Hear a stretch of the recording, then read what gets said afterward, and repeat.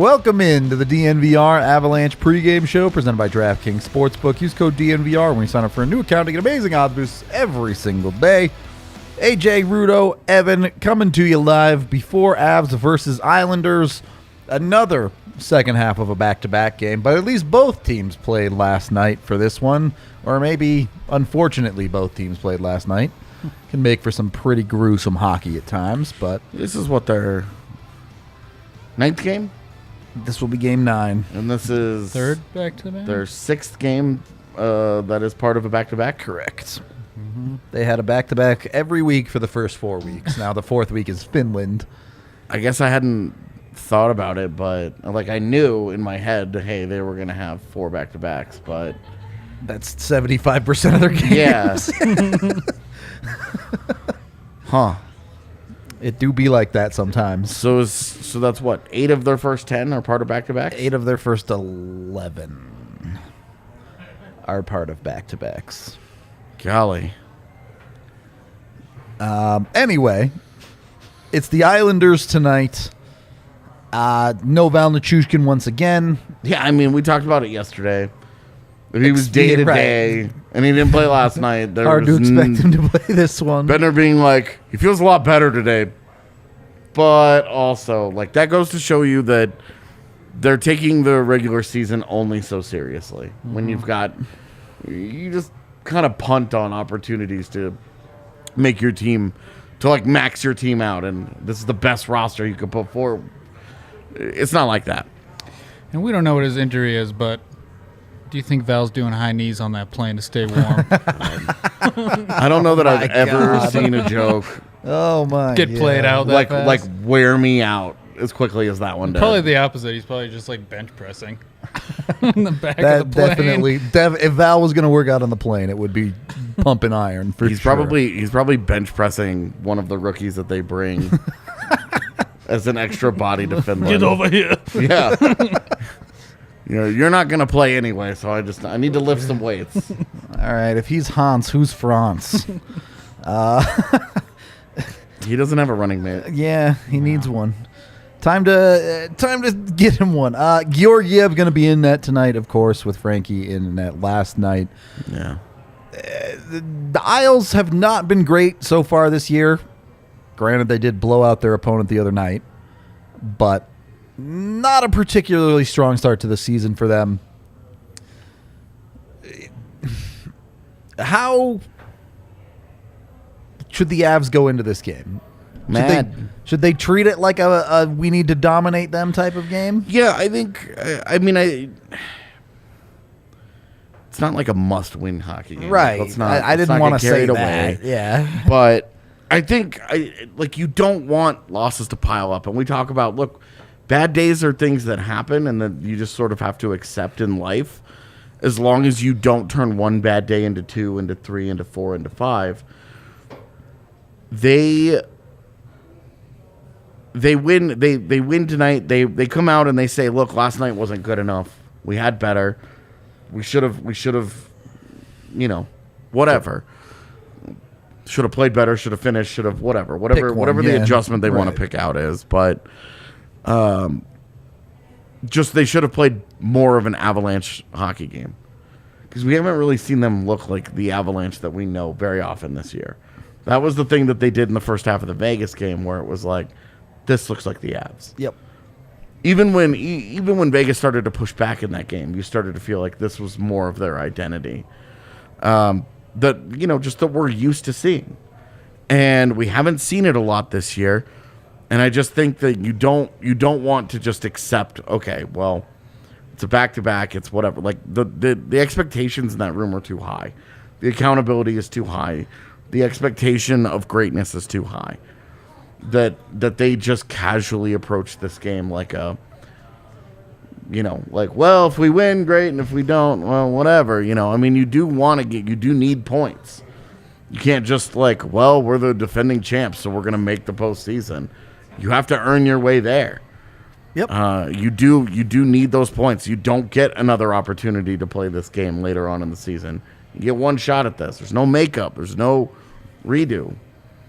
You only get these 2 points available to you one time. So just take it seriously. Take it seriously and approach it with the respect that it deserves. And I think that you let the chips fall where they may after that. Tonight puts them over 10% of the season. It's Correct. kind of flying by Yep. pretty fast. I say that now, and I'll be like, when's the season going to end? In the middle of the season? Well, and then you'll get to December and you'll be like, wow, they just played 16 games this month. And you're like, yep, they've got 33 on the year. Yeah. Last night was a sleepy game. Last time they had a sleepy game was at home against Seattle. Bounced back the next night in Vegas, back to back. So nothing would surprise me with this team. They have a lot of pride. They're still the champs, and they're missing some guys, but I think the top guys who did not look good at all last night are going to have to show some pride tonight and look a lot better. Evan, we haven't had the opportunity to ask you yet. What does really the bottom 9 of the Avs forward core got to do to get the puck in the back of the net a little bit here? Alex Newhook, 0 goals. JC Compher, 0 goals. Even someone like Evan Rodriguez has 1 5-on-5 goal. I mean, for some of these guys, I would start with shooting the puck. Like, Yeah. Alex Newhook is passing up shots. Like, he looks like a guy who just does not have any confidence right now. Last night, I think he dropped the puck to Josh Manson when he had a good chance to look at the net, and it's just like, dude, everything has been planned up for you to be the second line center. Like, we have confidence in you. Just, play your game. Yeah. And he the does. 2C thing gets a little overblown because he's not being used that way. Yeah. But, It's all these guys. Like, they're just not generating anything. And I think at this point, you just tell them, just throw it on net. Like, we don't know what's going to happen, and you just crash. Like, there's just not enough skill in that bottom 9 right now to be playing too fancy. Just toss it on net and see what happens. It sounds ridiculous, but that's what it is. We talked last night we talked about his confidence on last night's pod, because that moment when he got the puck on the power play and almost looked shocked that it got to him. Yeah. Partially because they keep trying to run that play and it's never working. But you could just tell he was a guy that had no confidence because he got the puck on his stick and he kind of took a beat, didn't do anything with it, and then he just gave it back. And it was like, that's a guy that just does not think something good is going to happen if he tries to make a play. Yeah. Yeah. And look, throughout a season, confidence comes and goes. Yeah. It ebbs and flows for everyone. He's the opposite part of that spectrum, where the top of that was Valeri Nichushkin. Yep. Roaring like a goddamn lion after every time he scores a goal, thumping his chest and shit. Like, that guy was feeling it. He was feeling it. And Alex Newhook was just the opposite of that right now. It's, and confidence can make a player look so much worse than he is. Yeah. I do think you, at this point, have to look at taking it from anywhere in your bottom 9, right? Like, if it's Logan O'Connor scoring a goal, if it's Martin Kaut scoring a goal, you're just as happy with that as Alex Newhook in this moment in a hockey game where, and we're about to get into this, the Avs are currently one of the worst 5-on-5 teams in the league when it comes to actually scoring goals. Yeah. Did you actually make that graphic? I did. Okay, great. Nope, it's fine. I was curious about how bad, because last night we were talking about, look, they're not very good at 5-on-5. This year, at 5v5, and when I looked it up before the game started today, so there might be a minor alteration somewhere, but probably not. The Avs at 5v5 this year, 12th in Corsi for percentage, 13th in shots for percentage, 16th in expected goals for percentage, 12th in scoring chances for percentage, and 21st in high danger chances for percentage. So you're talking about they are a middle of the road team in terms of their process, but their results, they have 9 5v5 goals, which is last in the NHL, and they have 8 given up, which is first in the NHL. So they're not scoring. They're also not giving up anything. It's actually kind of crazy. The 2 worst teams at scoring a 5-on-5 so far this year are the Avs and the Blues. 2 teams that were doing a lot of that last year. Yeah. So you're talking about you're talking about they're not scoring, and that's obviously a problem. But they aren't compounding it by turning around and giving up tons of goals either. They're the only team in the NHL so far that has given up less than 10 5v5 goals. Yep. If you blow this out to just even strength, it's 11 and 11, and they're at the bottom of those two. Yep. So you're just talking about It. Well, and almost all of their games are getting decided by special teams. and you look at that certainly on the production side of it, and based on the Avs' possession, they should be producing more goals than that, but they just haven't been finishing them.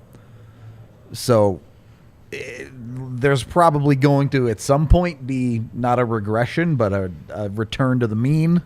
Yeah. As some of these pucks that maybe should be going in start going in. I did not look at shooting percentages. Sure. Because I felt like I'd pulled enough numbers to kind of make the point. Yeah. I would expect the shooting percentage is pretty low. I think I saw it was pretty like 4.9% or something like that. That's awfully low. I mean, I've been pretty rough on Lehkonen since the opener. Yeah. But I mentioned in my game recap last night that he's got 5 points this year. 4 of them came in the first 2 games. yeah, and There's one power play, assist. all power play, really. Yeah. But he's had looks. Like, he's had some great looks, and goalies make saves, and he's one of those guys where I expect, at least he's putting pucks on net where it's going to turn around eventually. But, yeah, I mean, you look at the 5-on-5 production from all the forwards, and it's ugly. And even from the big guys, too. The Avs are last in the NHL at 5v5 and shooting percentage of 4.57. Oh, even worse. And league average is usually somewhere around like 8 or 9. Number 1 in that is the New York Islanders at 11.76. Wow. boy. Wow. Georgie going to have to be good tonight, maybe.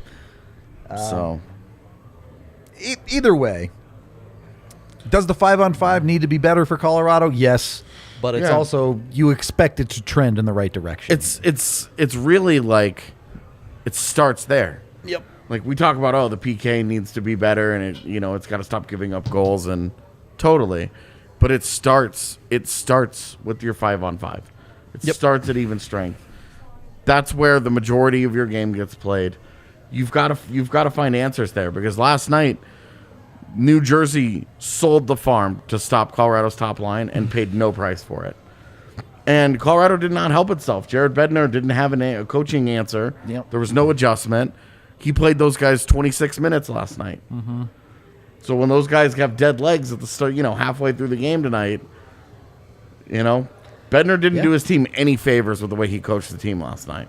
I do think it's interesting that through all of this, Bednar blundered everything. Like, he has not tried to separate McKinnon and Rantanen once. And early, like the first, I think someone asked me last week, like, would you do it? And I was like, well, that's the only line that's going. Yeah. That line's not really going right now. Yeah. So you just wonder at some point, is it time to try something new? Well, and I would say you probably give it the first 10 minutes of the period of the first period tonight. See if it's going. And if it looks like last night where there's just no chemistry, there's no flow, they look totally out of sync, then I would start to break them up.